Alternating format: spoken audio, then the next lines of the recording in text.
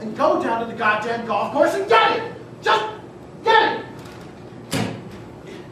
It's okay. The doctor's at the golf course, but it's just down the road. Chalmers is getting it now. What is it? I can feel the baby. Oh no! George, do something. I'm scared. Just lie back and relax, okay? I'll be right back. George, don't leave me, please. I'm scared. I'm here. I'm right here. You're gonna be fine, okay?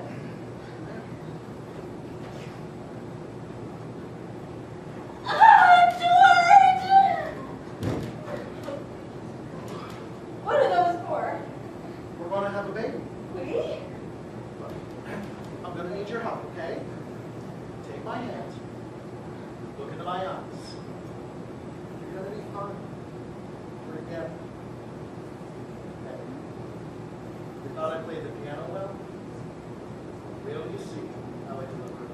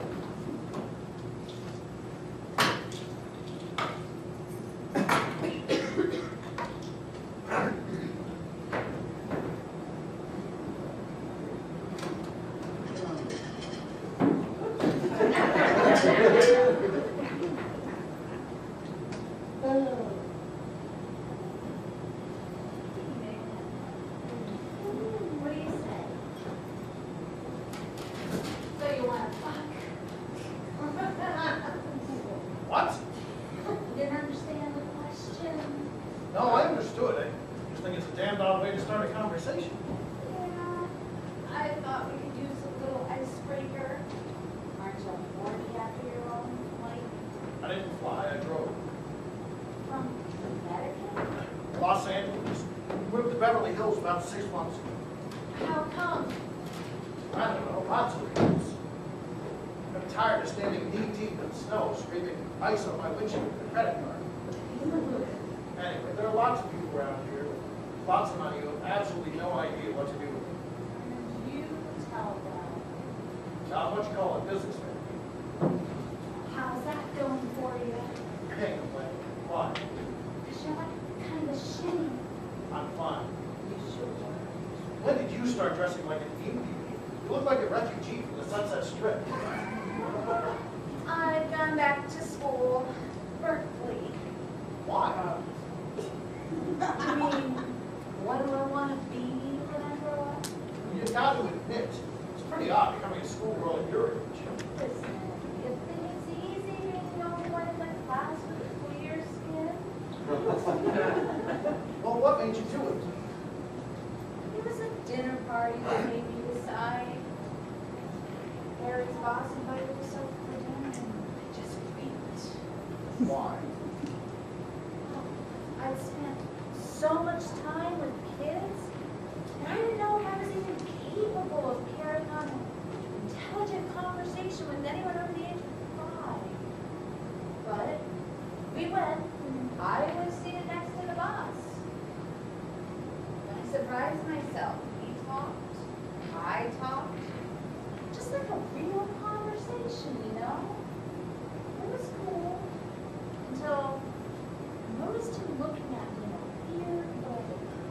And then I looked down at his plate, and I realized that the whole time that we've been talking, I've been cutting up his meat for him. That's when I decided I needed to get out of the house. Why school?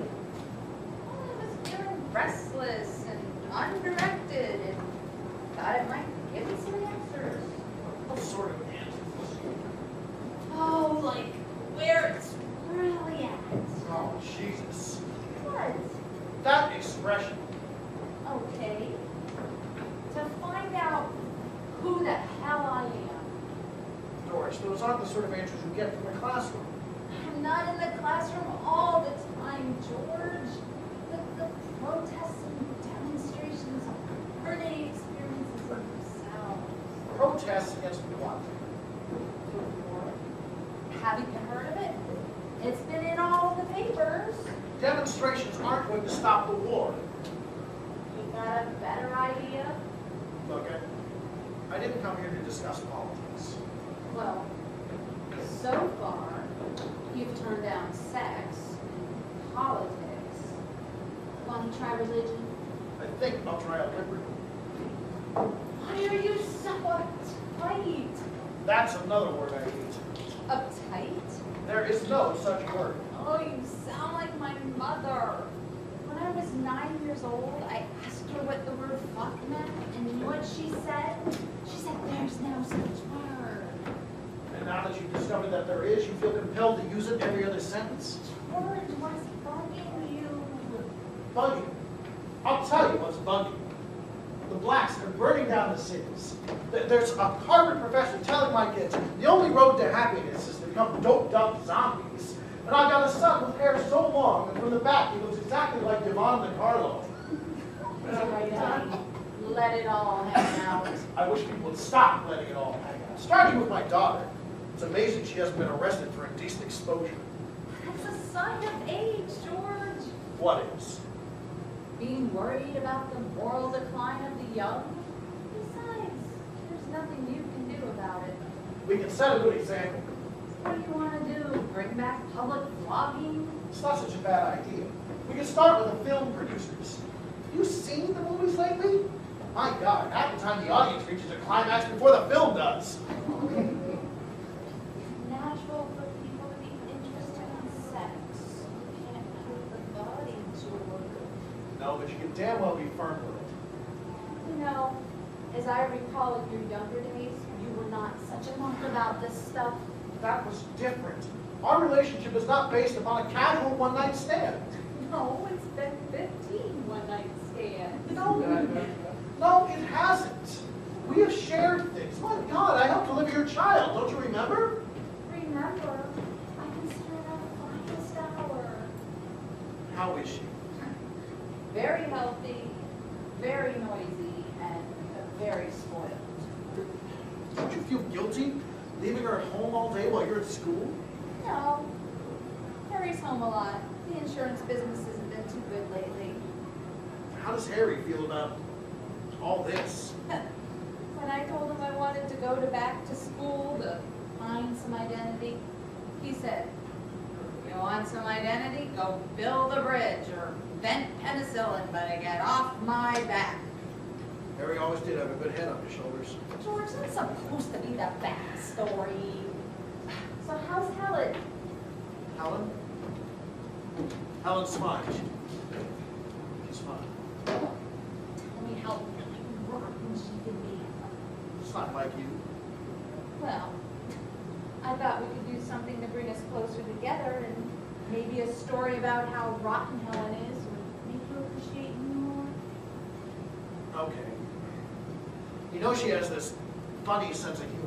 And by funny, I take it you mean peculiar. Right. It always comes out at the most inappropriate times. So I signed this new client, a very proper, very old client. Helen and I are invited to his house for cocktails and get better acquainted with he and his wife. Well, the whole thing's pretty awkward, but we managed to get the drinks okay. Then, as we're leaving, instead of going out the front door, I go into the hall closet.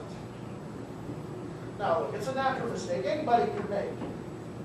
Problem was, I stayed there. You stayed in the closet? I didn't think anybody'd see me go in. I was going to wait until they left. Well, after about a minute, I realized that I'd misjudged the situation. When I came out, the three of them were standing there staring. Awkward situation, but I could have carried it off, except for what Helen did next. Do you want to know what she did next? What?